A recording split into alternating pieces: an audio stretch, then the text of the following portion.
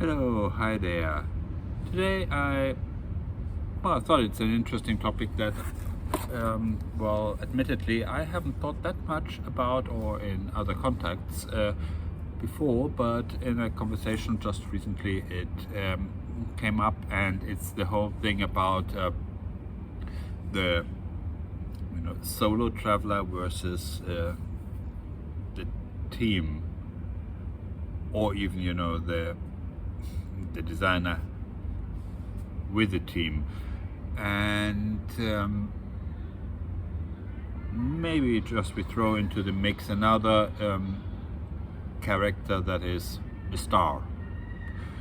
And let's start with the star, because I think that's kind of I don't know, is it the obvious? We have the stars like a Philip Stark, Mark Newson, or in the yachting world, Andrew Winch or Espinoino. And I mean, when you go to them and you have the name on the door, then kind of you know what you get, because you get they have built a reputation, they have built their names, so they have built a brand, and that's what you get. And that's actually, when you go to them, that's what you want. And I always take a little bit of an analogy there from the fashion industry, which I think has really worked that out to the extremes. That is, it's all about the star, even though when you think about it, the stars do the catwalk fashion, and the people behind, the ones without the name, do actually what you then later buy. And with yachts it is slightly different. I mean, in most cases the stars are still involved, at least they make the sketches, or so then that the team has to work out, in all the details.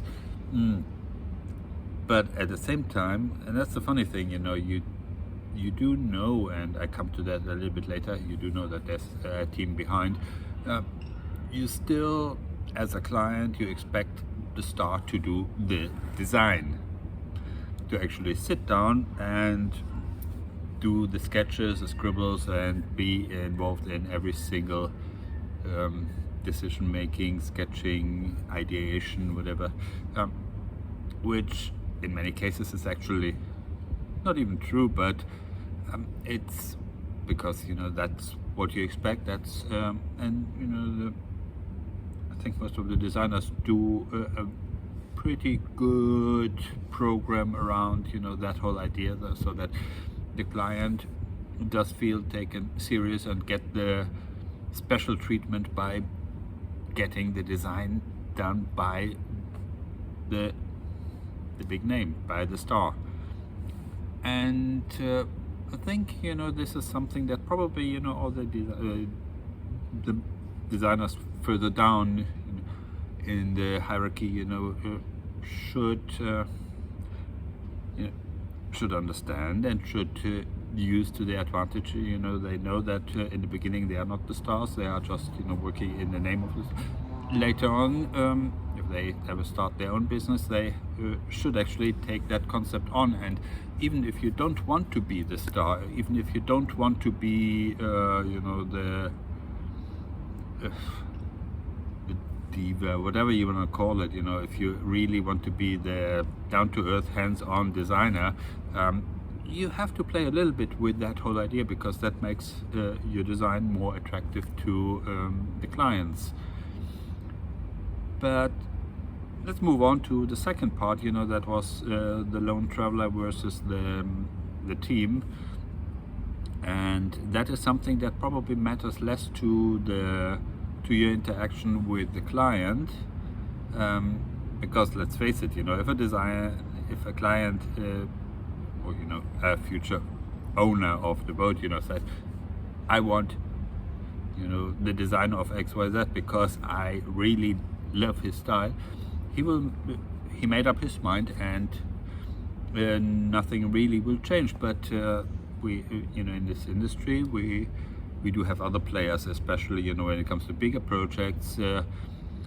Clients do have their owners' representatives. We also have to deal with yards. We have to deal with real owners' teams. So there's a whole management team that takes care of the yards for the client.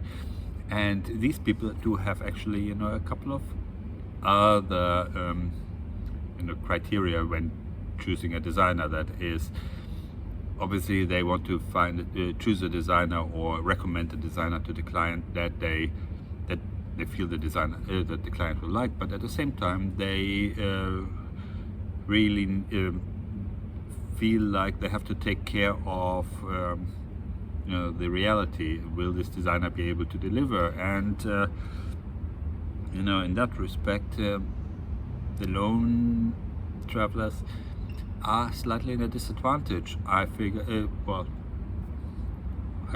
that's what I said. There was a conversation lately, and I do like the flexibility, of course, of doing just everything on my own and being the one that does the things rather than delegating to a team, because I'm a designer, not a manager.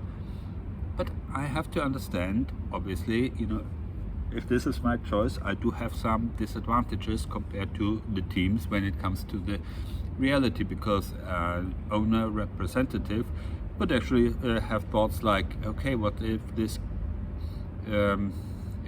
designer breaks an arm or gets sick or whatever? That means he can't do the job for a while, and that means he can't deliver.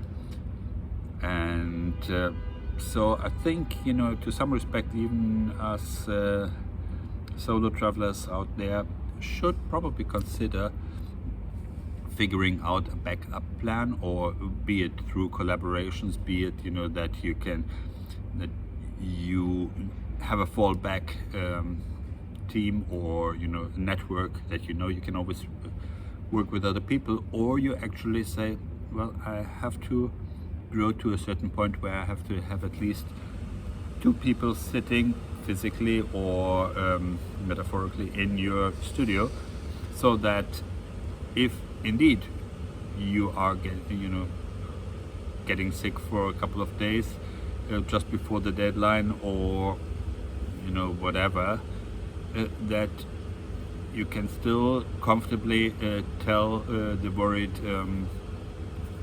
owner's rep, don't worry, we will meet the deadline.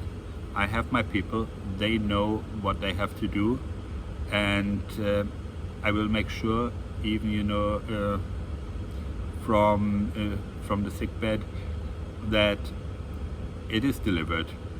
That's a promise, and that's a promise that I will not just keep because that's my philosophy of keeping promises, but also because I have made a plan that makes it physically possible to keep the promise.